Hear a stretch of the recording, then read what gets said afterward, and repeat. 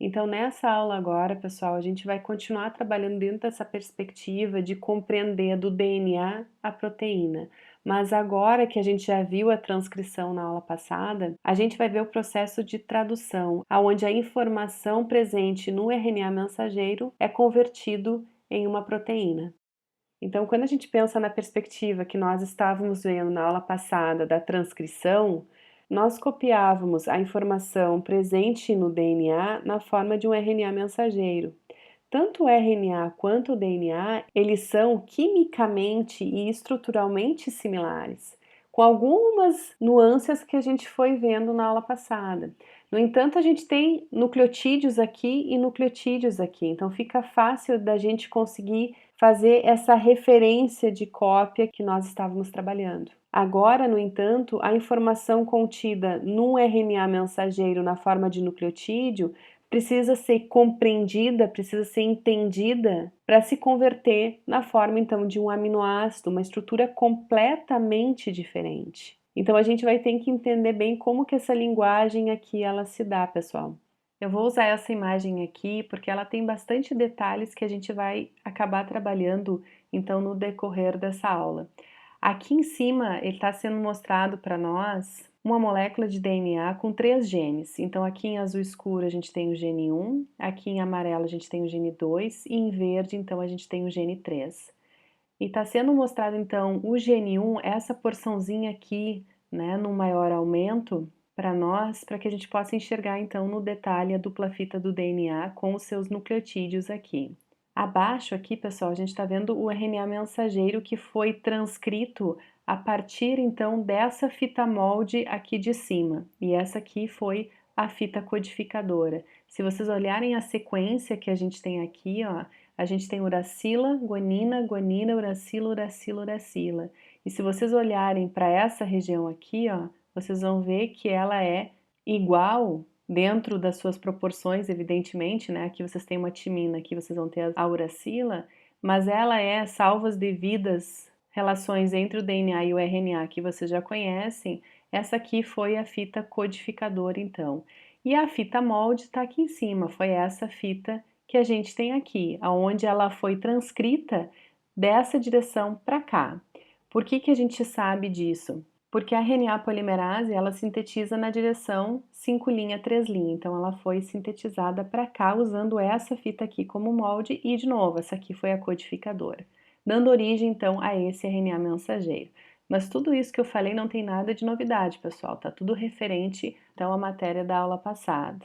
Mas agora a gente tem, então, um impasse, como eu estava falando para vocês. Entender essa lógica aqui de transcrição é mais fácil porque as unidades aqui, salvo as devidas características do DNA e do RNA, elas são praticamente iguais. São unidades nucleotídicas, com algumas diferenças, mas são unidades nucleotídicas. Então a gente tem uma química e uma estrutura do DNA e o RNA muito similar. No entanto, como é que essa informação contida nesse RNA mensageiro é capaz então de ditar a ordem dos aminoácidos, então, em uma proteína, que é o que vocês estão vendo aqui embaixo. Representado aqui, então, cada aminoácido para vocês nessa proteína exemplificada aqui, né?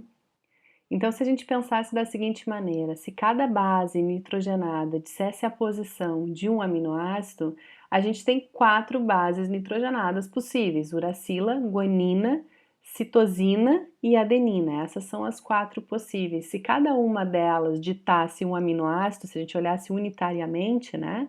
O A ditasse um aminoácido, C ditasse um aminoácido, o U ditasse um aminoácido e o G ditasse outro aminoácido, a gente teria apenas 4 aminoácidos possíveis de serem alocados numa proteína. E não é essa relação que a gente tem. A gente tem um total de 20 aminoácidos que podem ser, então, utilizados para a construção de uma proteína. Então, aí a ciência se deparou com uma inconsistência. Como é que será que é lido esse RNA mensageiro? Como que ele codifica, a partir das suas bases, um aminoácido? E aí se descobre que é da seguinte maneira, pessoal, é por meio de trincas. Então, essa trinca que você está enxergando aqui, uracila, guanina, guanina, isso aqui é uma trinca de sequências de nucleotídeos. E essa trinca aqui, pessoal, é que é capaz, então, de posicionar um e apenas um aminoácido aqui nessa proteína que está sendo formada. Então, aqui nesse caso, essa trinca UGG, ela está codificando para o aminoácido triptofano.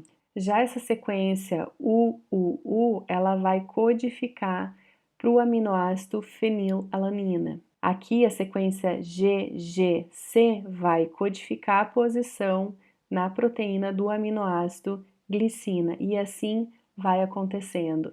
Então, a informação que está no RNA mensageiro para ela ser convertida numa proteína, ela é lida às trincas.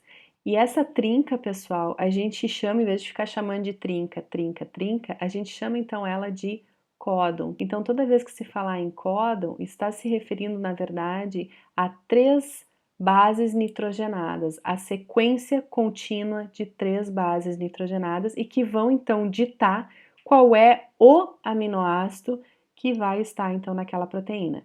Então, a partir disso, os cientistas fizeram uma conta muito óbvia, que é o seguinte: eu tenho a possibilidade, aqui é um U, né? Mas eu teria a possibilidade de colocar 4 tipos de nucleotídeos nessa posição, bem como eu teria a possibilidade de colocar 4 tipos de nucleotídeo aqui e 4 aqui.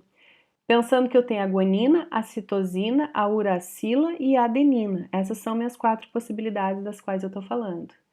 Se a gente fizer uma matemática simples aqui, 4 vezes 4 vezes 4, qual é o número de combinações de códons que eu posso ter? 64 combinações. Então, se eu faço essa matemática das possibilidades que eu teria de cada nucleotídeo em cada posição no códon, seria 4 vezes 4 vezes 4, dando 64 combinações. Isso quer dizer que eu posso ter 64 tipos de códon a partir então das 4 bases nitrogenadas. E aí começam as inconsistências de novo. Se eu tenho 64 tipos de códons possíveis e se eu sei que cada códon codifica para um aminoácido, bom, mas Fernanda, eu tenho 64 códons, tipos de códons possíveis, mas eu tenho 20 aminoácidos apenas. Então quer dizer que a gente tem 2 possibilidades aí. Ou tem dessas 64 combinações, dessas 64 possibilidades de códons, e por possibilidades, né, pessoal, me entendam, o GG é uma possibilidade, o é uma possibilidade, então existem 64 possibilidades. Então pode ser que algumas dessas combinações aqui elas não são utilizadas, apenas 20, por exemplo, sejam utilizadas, ou talvez eu tenha sobreposição de códon, ou seja, talvez eu tenho para o aminoácido glicina aqui, ó, mais de um códon possível. Ou para o aminoácido triptofano, por exemplo, eu tenho mais de um códon possível, mais de um tipo de códon que codifica para o triptofano.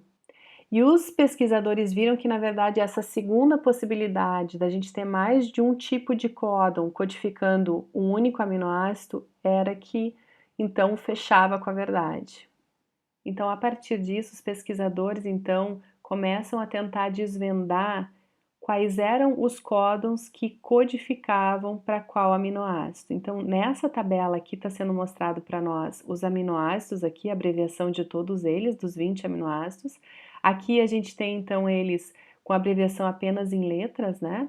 E aqui, então, vocês têm os códons que vão codificar para cada um dos aminoácidos. Então, vamos pegar o exemplo aqui da alanina. Esse aminoácido aqui, ele pode ser codificado por esses 4 códons presentes aqui. Ou seja, se lá na minha sequência do meu RNA mensageiro eu tiver um GCA, naquele local, naquela posição, vai ir uma alanina. Se eu tiver um GCU, também vai vir uma alanina. E assim para os demais, então, códons que codificam para alanina. E se vocês observarem com atenção, o que modifica aqui de um códon para o outro é o nucleotídeo final. Tanto o inicial quanto o do meio, eles são iguais entre todos os códons, ó. O que é diferente é esse último aqui. Esse outro aminoácido aqui, a arginina, ele tem o maior número de códons que podem codificar esse aminoácido. Então, se eu tiver no RNA mensageiro, numa determinada posição, o CGG, eu vou ter arginina naquele local. CGU também, vou ter arginina naquele local. E se vocês contarem, a gente tem aqui, pessoal, um total de 64 códons, que eram realmente as possibilidades que a gente tinha contado anteriormente, que a gente tinha visto anteriormente, que codificam então para os 20 aminoácidos. Essa relação, pessoal, esse código que se estabelece que a partir do momento em que eu tenho esse códon aqui, eu vou colocar uma alanina, a partir do momento que eu tenho esses códons aqui, eu boto uma arginina e assim a gente vai seguindo, é um código genético, é um código que o nosso DNA usa por intermédio do RNA mensageiro para posicionar os aminoácidos nas proteínas da forma adequada. Então, a partir de agora, pessoal, vocês precisam compreender que cada aminoácido vai ser codificado por um códon, que nada mais é do que uma trinca de nucleotídeos presentes no RNA mensageiro. Então, dependendo da leitura que a gente faz aqui da trinca, é a posição de um aminoácido na proteína. Essa é a relação que vocês têm que estabelecer e ter claro para vocês a partir de agora. Então, quando a gente falava em transcrição, que é o que vocês estão vendo aqui, a gente utilizou do pareamento das bases para a gente conseguir produzir um RNA mensageiro. Mas aqui, pessoal, como é que a gente vai fazer um pareamento ou pensar em fazer um pareamento se aqui a gente tem nucleotídeos e aqui a gente tem aminoácidos, estruturas completamente díspares uma da outra? Então, existe uma molécula que consegue fazer esse intercâmbio, consegue em uma extremidade se parear com o RNA mensageiro e na outra extremidade ela tem então o aminoácido equivalente daquele códon, daquela sequência de nucleotídeos, que corresponde à posição do aminoácido na proteína. Quem faz esse intercâmbio entre essas duas moléculas, RNA mensageiro e proteína, são os chamados RNAs transportadores e que recebem então essa sigla tRNAs. Vamos ver um pouquinho dessa molécula para que vocês consigam entender como que ela funciona posteriormente. Então aqui vocês estão enxergando um RNA transportador, aonde a gente está dando ênfase então à sequência de nucleotídeos aqui que formam então a sua estrutura. Independente do que vocês estão vendo aqui no sentido da forma dele, pessoal, o RNA transportador ele é um RNA. E assim como qualquer RNA, se uma molécula de RNA ela for longa o suficiente e tiver na sua molécula a constituição de nucleotídeos complementares uns aos outros, ela pode sim estabelecer essas estruturas que vocês estão visualizando aqui, ó.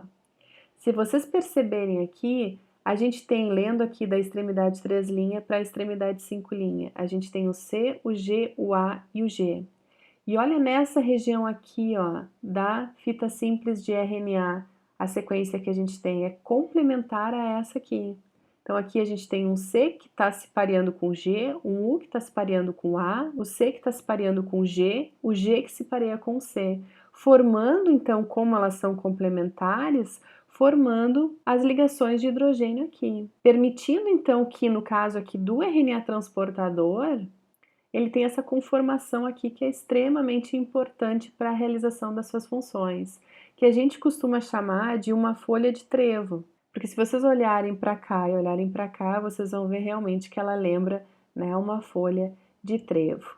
Mas isso não é particular dos RNAs transportadores não, pessoal. Isso aí é qualquer RNA que tenha complementariedade na sua fita simples e que tenha um comprimento adequado para que esse pareamento entre as bases consiga acontecer na sua própria estrutura. Isso é muito importante para várias funções de vários tipos de moléculas de RNA. Mas aqui a gente está no RNA transportador, e esse RNA transportador, então, ele faz essa conformação que vocês estão vendo.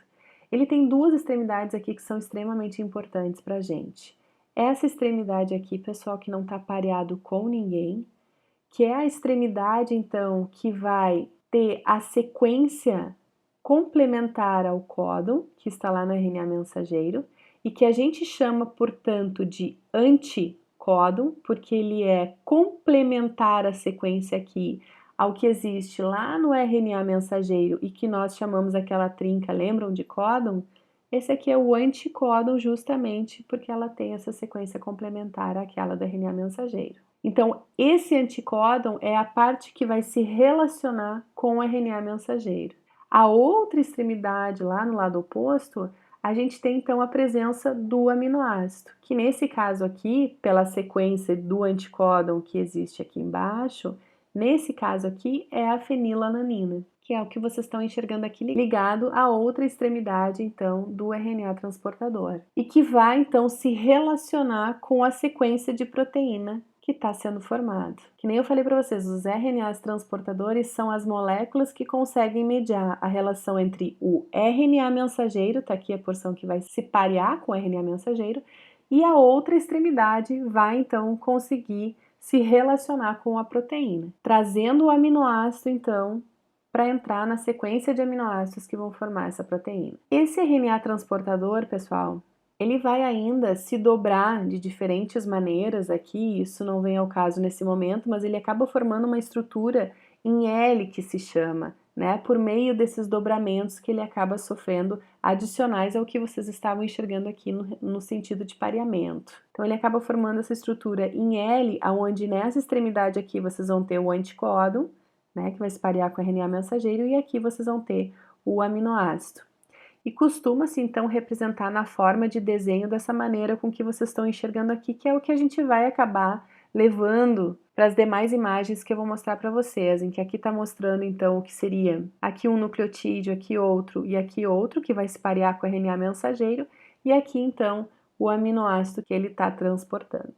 E eu gostaria de fazer mais uma observação em relação a essa imagem, pessoal.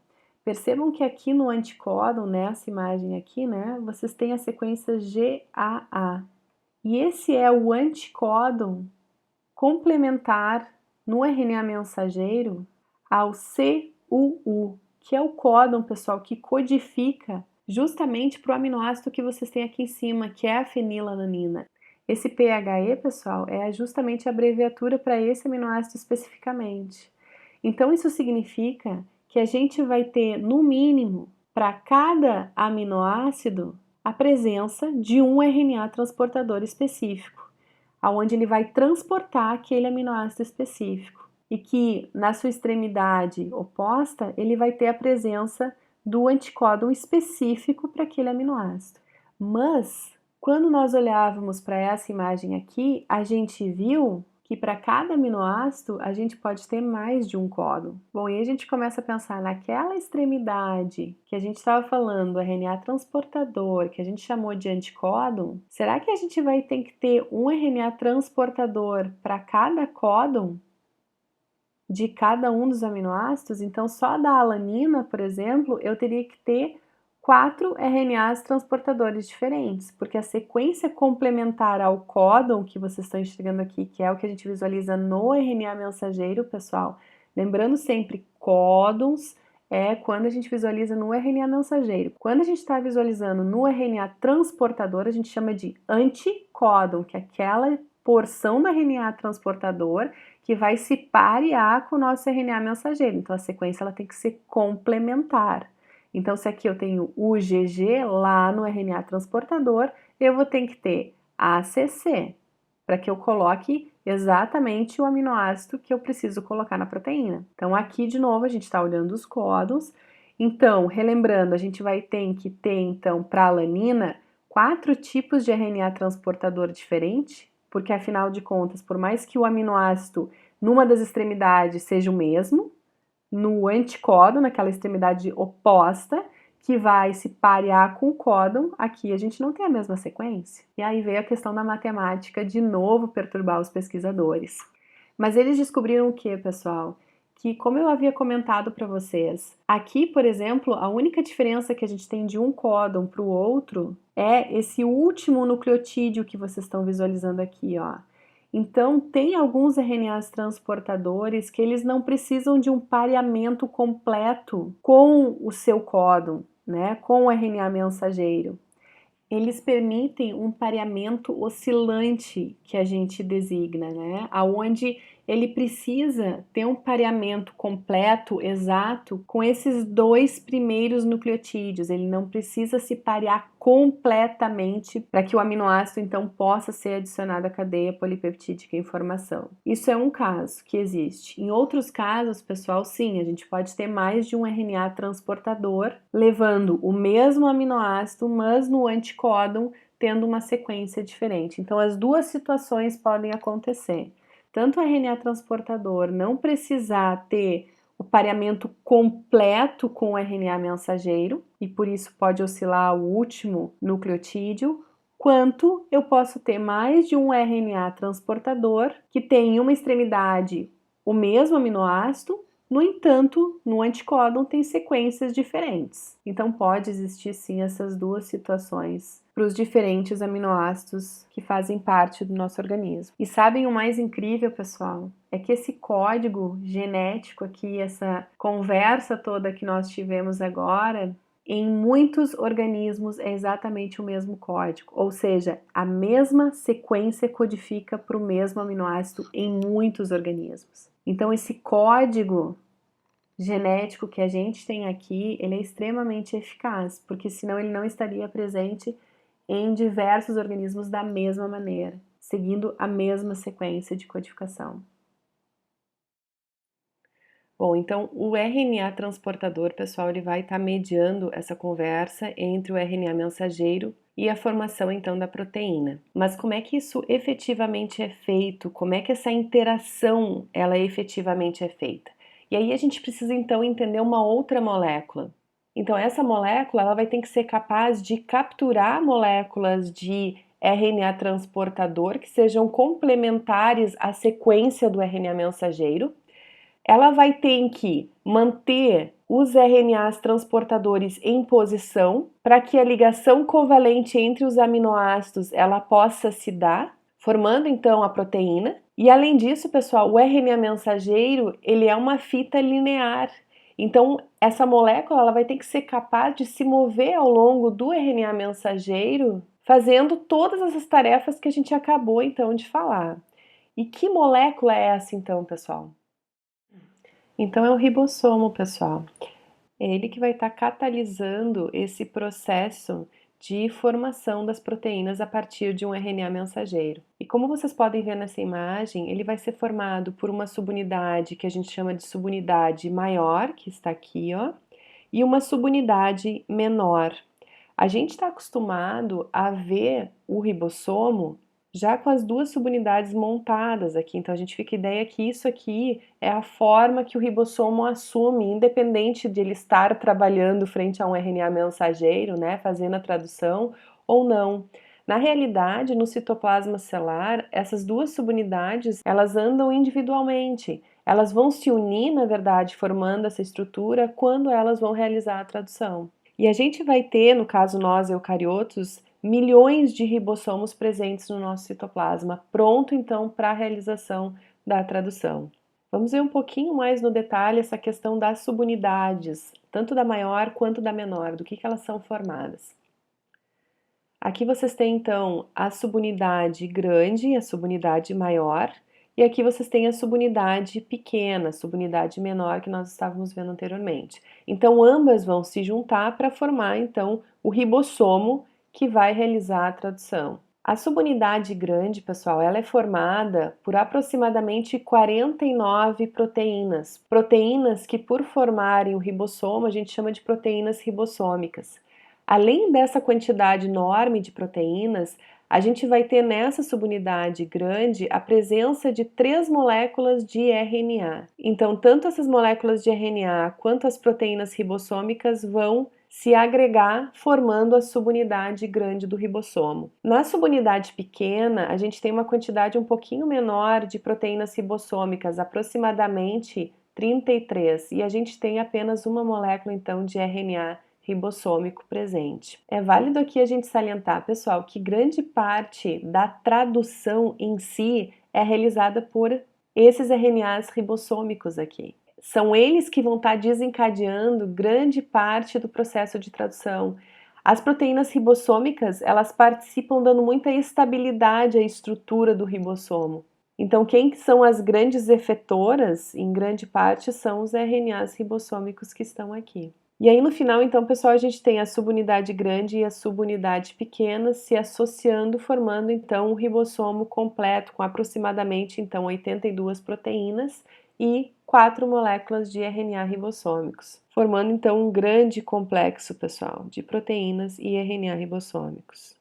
Então, aqui, pessoal, vocês têm uma imagem da estrutura tridimensional, então, do ribossomo, aonde vocês enxergam em verde claro aqui, ó, a subunidade maior ou subunidade grande do ribossomo, e aqui em verde escuro vocês estão vendo a subunidade pequena ou a subunidade menor do ribossomo. Se a gente for aqui para o lado, onde a gente tem então uma imagem mais ilustrativa do ribossomo, aqui a subunidade maior e aqui a menor, vocês vão perceber que a gente tem 4 sítios importantes de ligação no ribossomo. O primeiro sítio, pessoal, ele está aqui, ó, que é um sítio de ligação ao RNA mensageiro. É evidente que o RNA mensageiro ele tem que ser ligado ao ribossomo. Então aqui vai ser o sítio de ligação dele, do RNA mensageiro ao ribossomo. Tem outros 3 sítios sendo mostrados aqui para vocês. O primeiro deles é o sítio A, que é essa posição que vocês estão vendo aqui. E que se a gente for na estrutura tridimensional do ribossomo, é representado por essa região amarela aqui para vocês, ó. O sítio A, ele recebe esse nome de sítio A da designação aminoacil-tRNA. Por que isso aqui, pessoal? Todo o RNA transportador, né, lembrem da sigla tRNA, que tiver um aminoácido ligado à sua estrutura, ele é chamado de aminoacil-tRNA. E esse sítio, então, vai ser o local de entrada do RNA transportador carregando o aminoácido. Um outro sítio, que é o sítio P, que está, então, colado a esse sítio A, ele é designado como sítio P porque ele deriva de peptidil-tRNA. Peptidil-tRNA, pessoal, é em decorrência de que nessa posição aqui a gente vai ter um RNA transportador ao qual vai estar ligado a cadeia polipeptídica. Por isso, peptidil-tRNA, porque é nessa posição que vai ficar ligado, então, esse RNA transportador que a ele está ligado a cadeia polipeptídica. Aqui é uma outra posição para o RNA transportador, que é o sítio E, que vem de saída, né, em inglês exit, né, por isso do E, então. Aonde esse sítio E vai ser realmente a região, então, de saída do RNA transportador.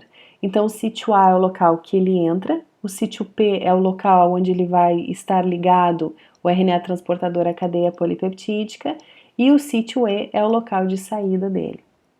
Como vocês bem percebem, pessoal, esses 3 sítios aqui são regiões de ligação do ribossomo ao RNA transportador. E aqui vocês têm a região, então, o sítio de ligação do RNA mensageiro. Agora que a gente compreendeu, pessoal, então, um pouco do RNA transportador e das suas posições, da sua localidade, a gente pode, então, adentrar a tradução e entender como que a tradução ela transcorre. Bom, então vamos ver agora como é que se dá a tradução.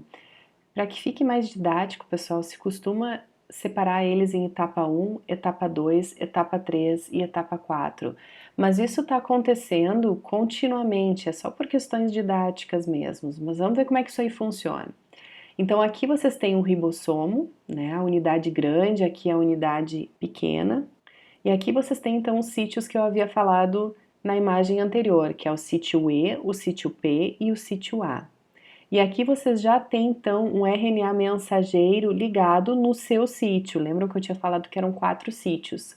O sítio de ligação do RNA mensageiro, o sítio E, o sítio P e o sítio A.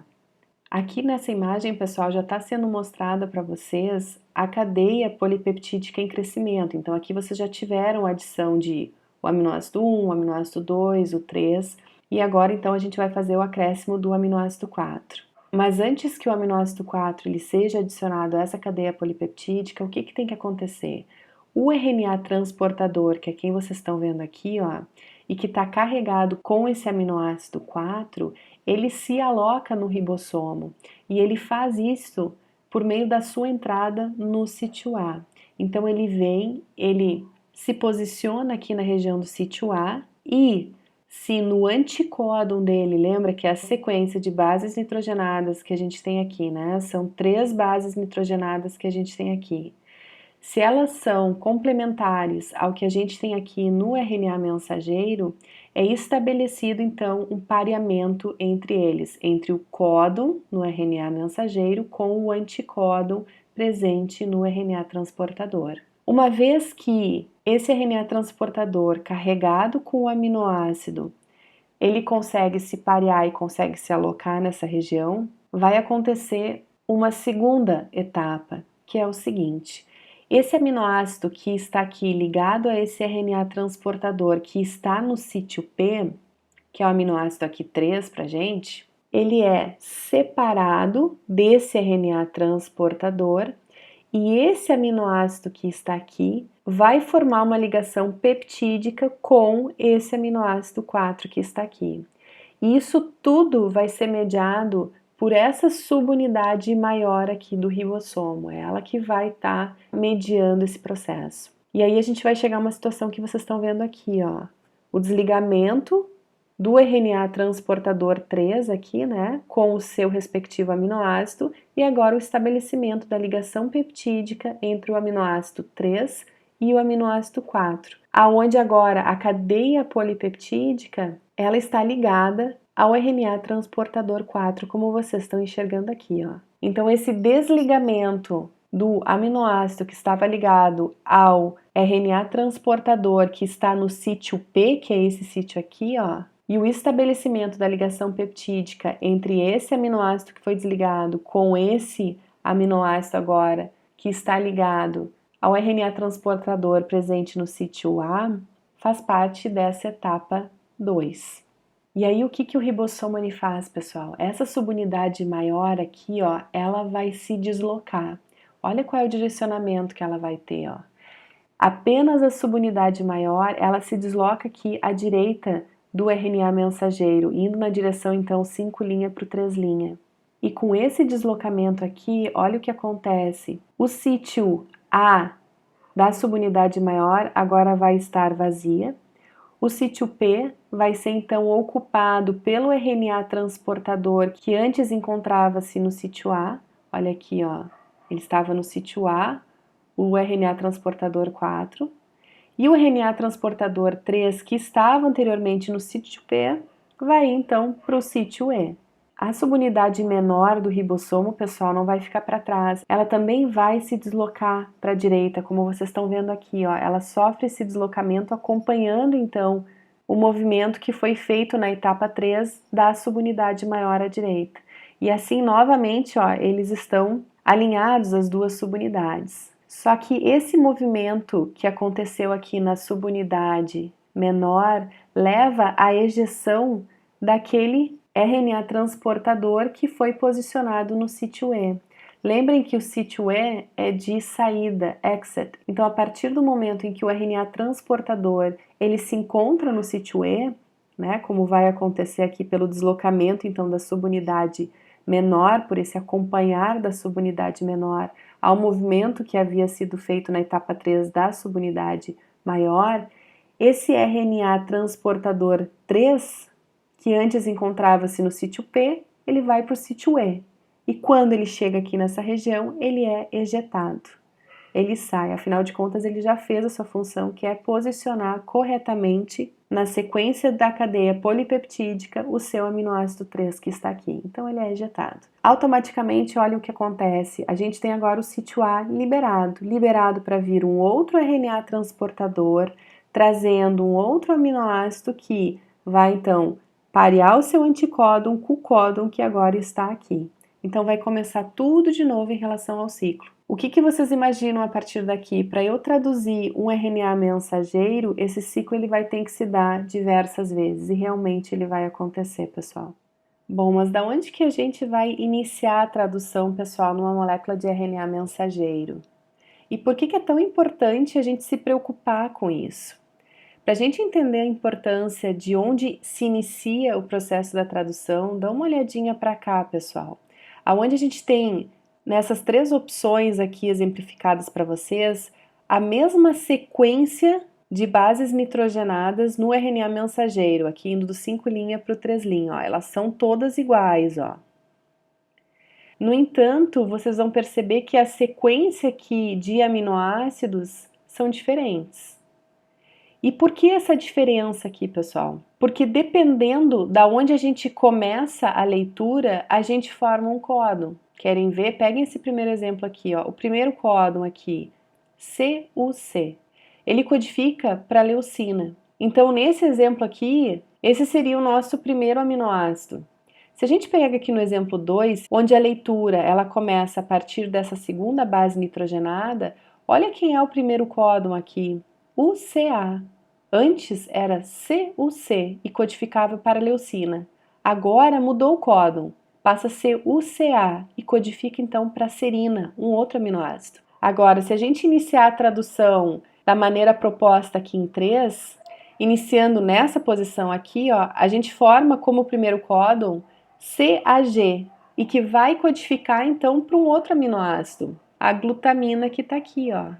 Então, dependendo da onde se dá o início da leitura do RNA mensageiro, a gente pode ter um código aqui completamente diferente, completamente distinto. E basta essa leitura, como vocês viram aqui, iniciar uma base para frente. Não precisam ser grandes alterações, basta uma base nucleotídica para frente. Aqui foram 2. Então, vocês podem imaginar que esse início da tradução ela é extremamente regulada. O ribossomo ele tem que iniciar o processo de tradução no local exato, porque senão pode haver sim alterações muito importantes na sequência de aminoácidos em função disso que a gente acabou de ver agora. Bom, então como é que o ribossomo ele sabe por onde iniciar essa tradução?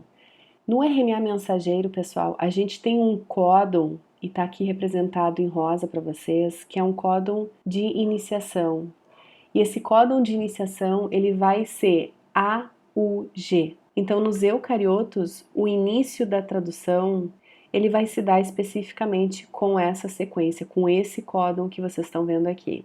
E mais, pessoal, além de ter essa sequência específica que vocês estão vendo aqui, a gente vai ter um RNA transportador também específico para se ligar a esse códon aqui que vocês estão vendo, que é um RNA transportador aparecendo aqui em azul escuro para vocês, que é o tRNA iniciador.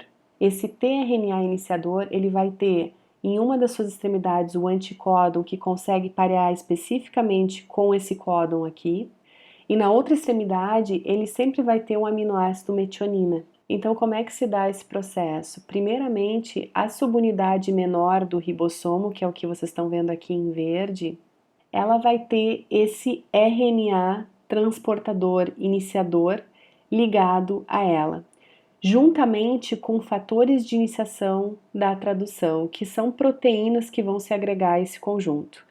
Então, inicialmente, o que a gente vai ter? Uma subunidade menor do ribossomo, associado a um tRNA iniciador, que tem o anticódon para encontrar essa região específica, que é a região de iniciação da tradução, ligado a essa outra extremidade, uma metionina sempre, associado a esses dois, ao tRNA iniciador e a subunidade menor do ribossomo, a gente vai ter os fatores de iniciação da tradução, que nada mais são do que proteínas que vão estar associadas a esse processo. Essa estrutura aqui, pessoal, vai encontrar um RNA mensageiro, aquele RNA mensageiro que havia sofrido o processamento, aquele capeamento na extremidade 5', lembram? Então, esse RNA mensageiro com esse capeamento aqui na extremidade 5', ele vai ser reconhecido por esse conjunto da subunidade menor do ribossomo. Aqui a gente tem o tRNA iniciador e os fatores de iniciação da tradução. E eles vão se ligar, como vocês estão vendo aqui, ó, bem à extremidade 5' do RNA mensageiro. E eles vão começar, então, a percorrer esse RNA mensageiro na direção 5' para 3'. Procurando o que especificamente, pessoal? Procurando essa região aqui, ó. Quando a estrutura, ela encontra essa região aqui, ó, o tRNA iniciador, então, consegue se parear com esse local aqui. Afinal, ele tem um anticódon complementar ao códon AUG. Quando ocorre esse pareamento aqui, pessoal, os fatores de iniciação da tradução, que são essas proteínas que foram ligadas lá no início A subunidade ribossômica menor, elas são dissociadas. Isso libera espaço, então, e aí a gente vai vir para cá, ó, para a ligação da subunidade grande ou subunidade maior do ribossomo à estrutura. E aí a gente forma, então, um ribossomo completo com as duas subunidades, né, a menor e a maior, associadas ao RNA mensageiro. E aí a gente tem, então, aqueles sítios que a gente havia falado, o sítio A, o sítio P, o sítio E, em posição para desencadear a leitura do RNA mensageiro, que é o que está acontecendo aqui, né, pessoal? Etapa 1, que a gente estava vendo anteriormente, etapa 2, enfim, vai sucedendo em ciclos essas etapas. Então, a gente tem dois pontos aqui, pessoal, que é válido a gente salientar. Primeira coisa, como o tRNA iniciador ele tem sempre na sua extremidade ligado uma metionina, isso significa que toda a cadeia polipeptídica ela vai ter como seu primeiro aminoácido a metionina. Só que o que acontece em muitas proteínas? Essa metionina ela é clivada em muitas delas, então ela acaba não participando em alguns casos da construção final da proteína, mas ela vai estar sim presente em todas as cadeias polipeptídicas que estão sendo traduzidas. Uma outra informação importante, pessoal, é o seguinte, a gente estava vendo na imagem anterior, que era etapa 1, etapa 2, etapa 3 e etapa 4 da tradução, e aqui vocês têm a etapa 1, que a entrada do RNA transportador carregando seu aminoácido era no sítio A. No entanto, esse tRNA iniciador ele tem uma particularidade. Ele consegue se ligar ao sítio P, diferentemente dos outros RNAs transportadores que precisam adentrar no sítio A. Então, essa é uma particularidade desse tRNA iniciador, ele vai se associar no sítio P. E posteriormente, quando a associação da subunidade maior, ó, ele fica localizado no sítio P, ao contrário dos outros aminoácidos que fazem a entrada, então, via sítio A. Só uma observação para vocês, e caso vocês também tenham percebido aqui, né, conforme eu fui mostrando para vocês essa sequência. Bom, mas entendemos como que inicia o processo, mas isso aqui não pode acontecer, né, pessoal? O ciclo da etapa 1, etapa 2, etapa 3, etapa 4 da tradução, ela não pode acontecer de forma infindável, isso tem que ter um fim, e o fim também tem que ser bem demarcado. Então, por onde vai terminar a tradução, já que a gente compreendeu agora da onde que ela se inicia? Então, talvez, pessoal, quando eu mostrei essa imagem do código genético aqui para vocês, alguns tenham percebido aqui nesses códons aqui, nesses três últimos códons, nessas três últimas sequências que estão aparecendo aqui, ó, a gente não tem nenhum aminoácido designado. A gente tem uma palavra aqui de terminação. O que que acontece? Esses três códons que vocês estão enxergando aqui, eles indicam, uma vez presente no RNA mensageiro, eles vão indicar de que ali deve ser finalizado o processo de tradução. Vamos ver como é que isso aí se dá, pessoal. Então aqui vocês têm a cadeia polipeptídica que está crescendo, aqui vocês têm o ribossomo, então o RNA mensageiro ligado então a esse ribossomo, e aqui o sítio E, o sítio P e o sítio A.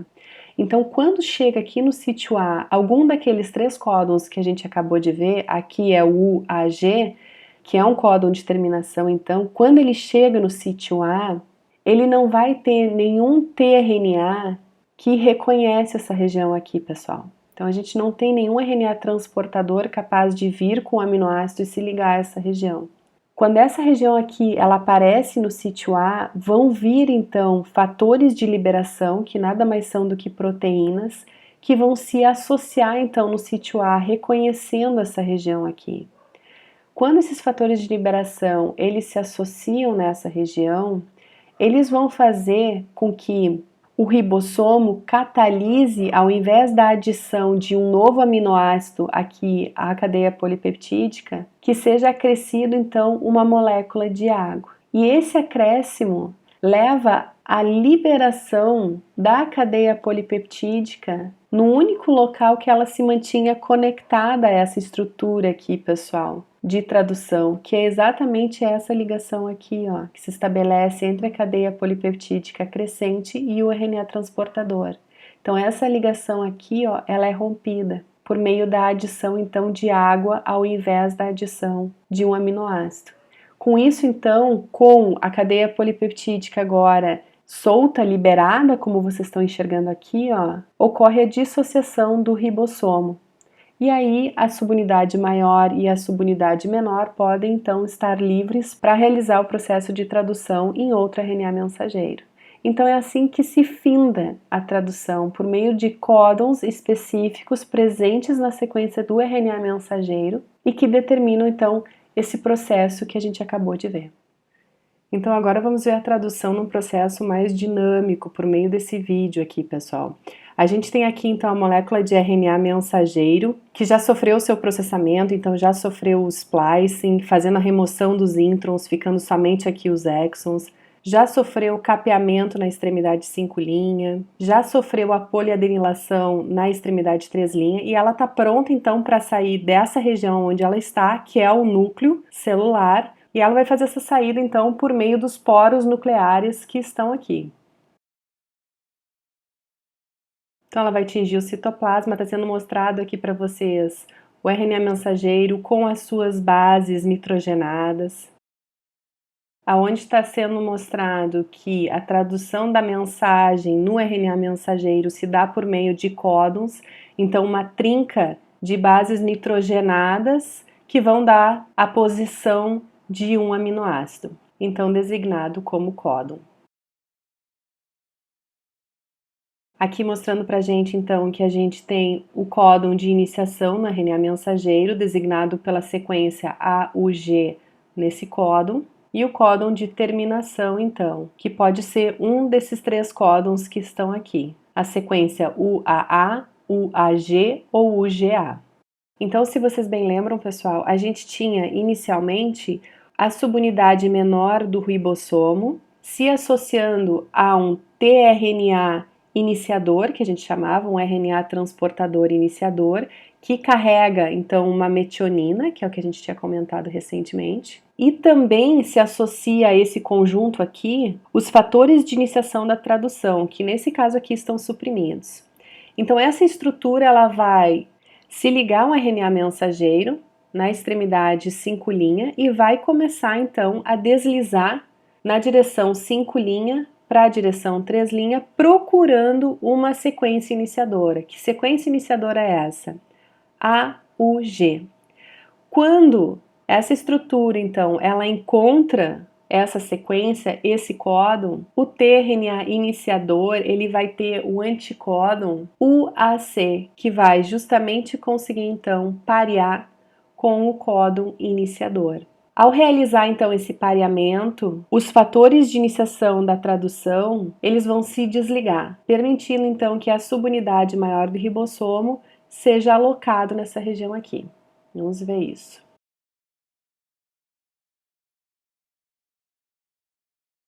Ó, lá vem a subunidade maior, ela consegue então se agregar ao conjunto. E aí pode se dar então um processo de tradução. Lembrando para vocês, sítio E, sítio P, sítio A, onde é no sítio A que vai vir então o próximo RNA transportador com o seu aminoácido então ligado numa extremidade e com essa região aqui que seria então o anticódon que consegue parear com o códon, caso a sequência seja complementar, né, pessoal? Então a sequência é complementar, ó, se pareou, e aí então pode acontecer a transferência do aminoácido que estava aqui metionina para o RNA transportador localizado no sítio A. Lembrando para vocês, então, que essa ligação peptídica que se estabelece aqui é mediada pela subunidade maior do ribossomo. Então, pessoal, a subunidade maior, ela primeiro se desloca, posicionando, então, o RNA transportador que antes estava no sítio A, ele é transportado para o sítio P, e aquele que estava no sítio P passa a ser transportado para o sítio E, como vocês estão vendo aqui. Nesse vídeo, eles mexeram os dois juntos, né, pessoal? Subunidade maior e menor, mas vocês sabem que, na verdade, o que acontece é primeiro a subunidade maior, ela se move então na direção 5' para o 3', para depois a subunidade menor então acompanhar esse movimento. E ao fazer isso, então, o RNA transportador que está no sítio E, então ele é desligado, ele é ejetado do processo. E aí continua o processo como vocês estão vendo aqui.